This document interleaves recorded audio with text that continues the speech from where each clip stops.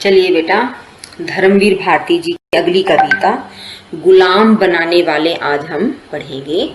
धर्मवीर भारती जी की बड़ी ही सुंदर कविता है यह, और आज जो हमारे देश की स्थिति है उसके बारे में उन्होंने इस कविता में बताया है। आइए इसकी दो पंक्तियां पढ़ते हैं कि कवि ने गुलाम बनाने वाले कविता में अपने मन की पीड़ा व्यक्त की है कि इस देश को गुलाम बनाने वाले विदेशी पहले तो हथियारों के साथ आए, फिर व्यापारी बनकर ये गुलाम बनाने वाले समय समय पर अनेक रूप रंग बदलते रहे हैं, लेकिन वो हमें बनाना गुलाम ही चाहते हैं, कभी किसी रूप में आकर और कभी किसी रूप में आकर के।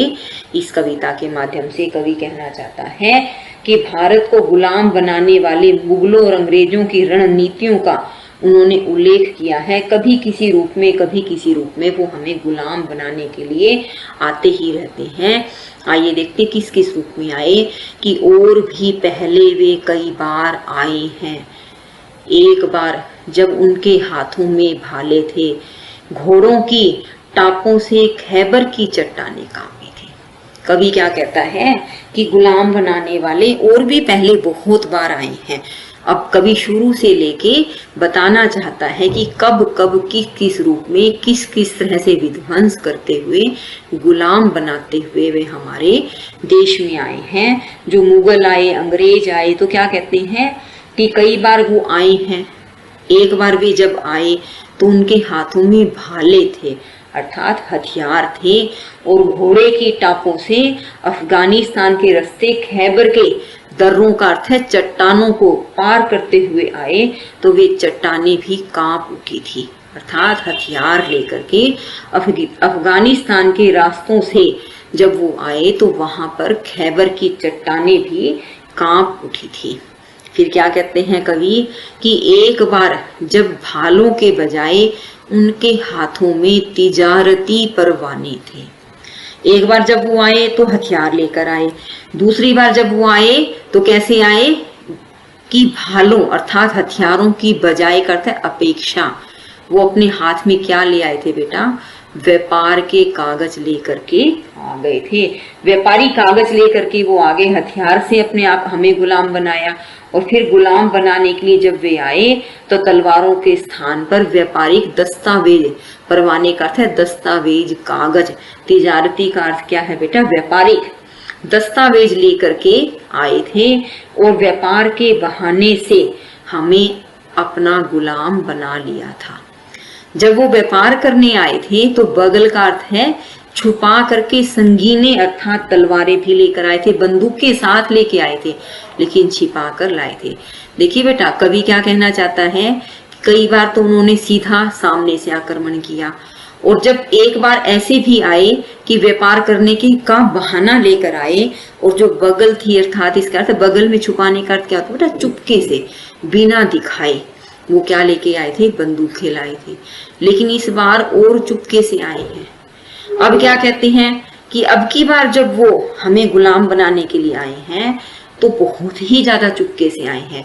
न कोई उनके पास व्यापार का बहाना है, न उनके हाथ में कोई भाले अर्थात हथियार है। बड़े शांत से आए हैं। कैसे आए हैं अब उसके बारे में पढ़ते हैं कि आधे हैं जिनके हाथों में है कैमरे, थैलियां, टूरिस्ट पासपोर्ट, रंग बिरंगी फिल्में। आधे हैं जिनके पास रंग बिरंगे चेहरे जिनको वे हुक्म के मुताबिक बदल सकते हैं। अब कवि क्या कहता है, परिस्थितियों के अनुसार वो हमें गुलाम बनाने को इस बार कुछ अलग ही तरीके से आए हैं, बड़े चुपचाप तरीके से आए हैं। क्या कहते हैं, वो हमारी सभ्यता को, हमारी संस्कृति को डसने आए हैं। कवि के कहने का अर्थ क्या है कि जो हमारी भारतीय संस्कृति है उसे मिटाने के लिए, अपनी संस्कृति का जहर घोलने के लिए वो हमारे समाज में आए हैं, देश में आए। क्या साथ लेके आए हैं? कैमरे हैं, उनके पास थैलियां हैं, टूरिस्ट पासपोर्ट है, रंग बिरंगी फिल्में हैं। इन सब के सहारे वो क्या करते हैं? हमारी मन की दशा को बदल रहे हैं। आप ये देखिए बेटा, जो भारतीय संस्कृति थी, जो हमारी महान संस्कृति थी, उस को छोड़ करके आज हम पाश्चात्य संस्कृति की चपेट में तेजी से बढ़ते जा रहे हैं। वो अब हमारे मन को गुलाम बनाने के लिए आए हैं। क्या कहते हैं कि ऐसे ऐसे लोग यहाँ आए हैं जिनके पास रंग बिरंगे मुखौटे हैं। रंग बिरंगे चेहरे का अर्थ क्या है कि वे अपने रंग को गिरगिट की तरह से बदल लेते हैं और जैसा उन्हें हुक्म दिया जाता है भारतीयों को गुलाम बनाने के लिए, वैसे ही वो अपने मुखौटे को अर्थात चेहरे को बदल लेते हैं। भारतवासियों को गुलाम बनाने के लिए वो कोई भी रूप धारण कर लेते हैं। क्या कहते हैं कि उनके पास किसी दूर नगरी में छपे हुए पैम्पलेट्स हैं, पर्चे लेकर के आए हैं। इन पर्चों में उन्होंने ऐसी बात लिख रखी है जो भारतीयों की रोजी रोटी, रोजगार आदि के सुंदर सपने दिखाती है। देखिए बेटा, आपने कभी ये कहावत सुनी होगी कि हर चमकने वाली चीज सोना नहीं होती, लेकिन क्योंकि वो हमारी मनोदशा को, मन की स्थिति को गुलाम बना रहे हैं, तो कुछ ऐसे पर्चे, कुछ ऐसे कागज छाप करके लेके आए हैं। रोटी और पैम्पलेट के ढेरों में ढक ढक कर आई है दूर किसी नगरी में ढली हुई जंजीरें। इससे इस कविता का भाव और सार समझने का प्रयास कीजिए। किसी दूर नगरी में ढली का अर्थ है बनाई गई जंजीरें हैं, बेड़ियां हैं। आज हम विदेशी वस्तुओं के गुलाम बनते जा रहे हैं। देखिए बेटा, अगर सीधे सीधे हमें गुलामी मिलती है तो हम क्या करते हैं कि उसको हमें पता चलता है, हम उसका विरोध कर सकते हैं, उस गुलामी को दूर करने का प्रयास कर सकते हैं।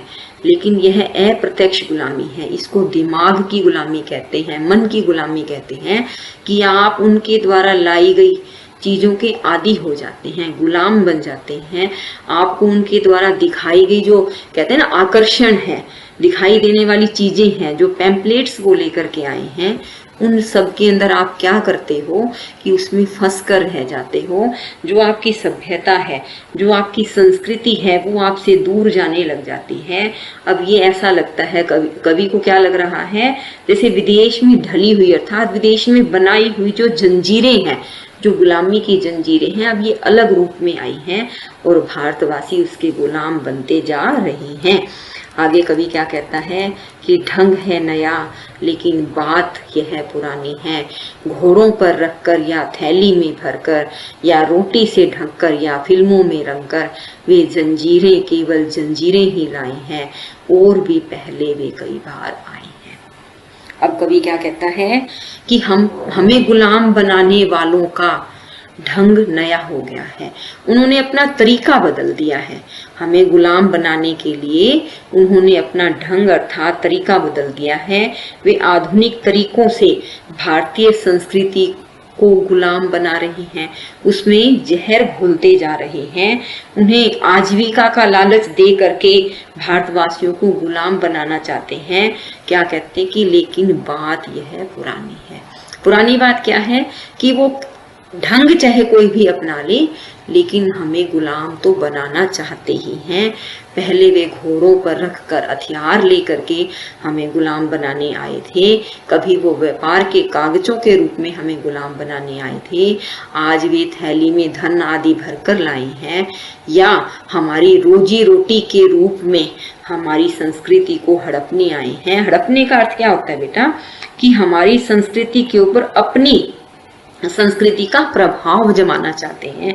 कभी फिल्मों में रंगकर, कभी किसी और चीज में रंगकर वो हमारे मन पर अपना नियंत्रण करना चाहते हैं। हम अपने खुद के ऊपर अपने नियंत्रण को खोते ही जा रहे हैं। हम अपने स्वयं पर अपना नियंत्रण रख नहीं पाते। आज हम विदेशी चीजों के, विदेशी संस्कृति के इतने गुलाम बन गए हैं कि हमारा स्वयं पर कोई नियंत्रण ही नहीं है। इसका अर्थ क्या है कि अब हमें अलग तरीके का बंधन लेकर आए हैं, लेकिन वो लाए जंजीरें ही हैं। देखिए बेटा, कुछ जंजीरें ऐसी होती हैं जो फिजिकल रूप में, आप समझ रहे हैं ना, प्रत्यक्ष रूप में, जिसको आप आजकल अगर समझना चाहें तो हार्डवेयर के रूप में आपको दिखाई देती हैं। कुछ गुलामियां क्या होती हैं, हार्डवेयर के रूप में दिखाई देती है, पर कुछ गुलामियां ऐसी होती हैं जो सॉफ्टवेयर के रूप में दिखाई देती है। इसका अर्थ क्या है कि आप उन्हें छू नहीं सकते, सिर्फ महसूस कर सकते हैं, और जब तक आप उसे महसूस करते हैं तब तक आप इतने आदी हो चुके होते हैं कि उस चंगुल से निकलना आपको जो है कठिन लगता है। आज आप युवा पीढ़ी के बच्चे हैं, अगर आप महसूस करके देखें बेटा, तो एक छोटा सा फोन है, आपके एक हाथ पर रखा जा सकता है, आप उसके भी गुलाम बन गए हैं। हम सब कहीं ना कहीं किसी ना किसी रूप में हम आंख में गहरी नींद नहीं आ जाए, मतलब सोने से 1 मिनट पहले तक फोन के साथ किसी ना किसी बहाने से जुटे रहते हैं, और जैसे ही आंख खुलती है फिर से हम अपना फोन उठा लेते हैं। कवि के कहने का अर्थ क्या है कि वे पहले भी कई बार आए हैं। वे किसके लिए शब्द यूज हुआ है बेटा? गुलाम बनाने वाले।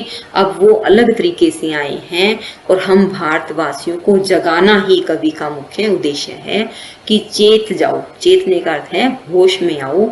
अब गुलामी थोड़ी अलग तरीके की है, आप देखने में स्वतंत्र हैं, आजाद हैं, लेकिन अब आप उनकी विचारधाराओं के गुलाम बन रहे हैं, उन विदेशी संस्कृति के, पाश्चात्य संस्कृति के गुलाम बन रहे हैं। कवि के कहने का यह अर्थ कदापि नहीं है कि हम कोई नई चीज न सीखें, कुछ नया न जाने, लेकिन अगर आप तकनीक नहीं सीखेंगे तो पीछे रह जाएंगे। तकनीक भी सीखें पर गुलाम न बने। अपने आप को, अपने मन को हमेशा अपना गुलाम बना करके रखें। कवि के कहने का, इस कविता का मुख्य उद्देश्य और भाव